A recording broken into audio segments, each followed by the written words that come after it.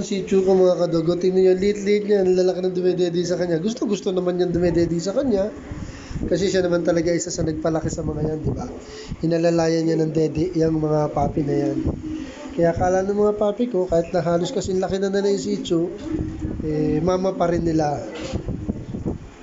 Napakaswerte ng tuta na to. Ang daming dinededean. Yung tunay na nanay nila, itong Shih Tzu, dalawa yung dinededean nila eh. Dahil nga, di ba, premature to. Nag-premature to, namatayan ng anak. So, ang dami niyang gatas. Pinadedicate ko sa kanya yung mga papi. Ano, siya nagpataba dito kay Bunso. Siya nagpataba dyan. Si Bunso, halos ngayon, mahabol na ngayon yung katawan ng Bunso. Shih Tzu yan, mami Shih Tzu nila yan. Siberian sila, pero Shih Tzu nanin nila. Si Cotton kasi, sa ngayon, parang ayaw na magpadede. Dahil may mga pangil na to eh. Nagtataka nga ako ba itong Shih Tzu okay lang sa kanya kahit nasasaktan na siya. Tapos gusto niya pa rin magpadede samantala yung tunay na nanay ayaw na magpadede. Takaw talaga ni Bunso.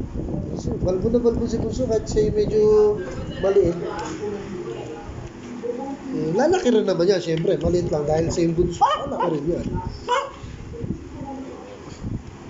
Ilang buwan lang yan, talagang lalaki na yan. Lalo na ngayon, lakas-lakas ng kumain. 3 days na sobrang lakas kumain. Ano, kuwawa ka naman, Maggie.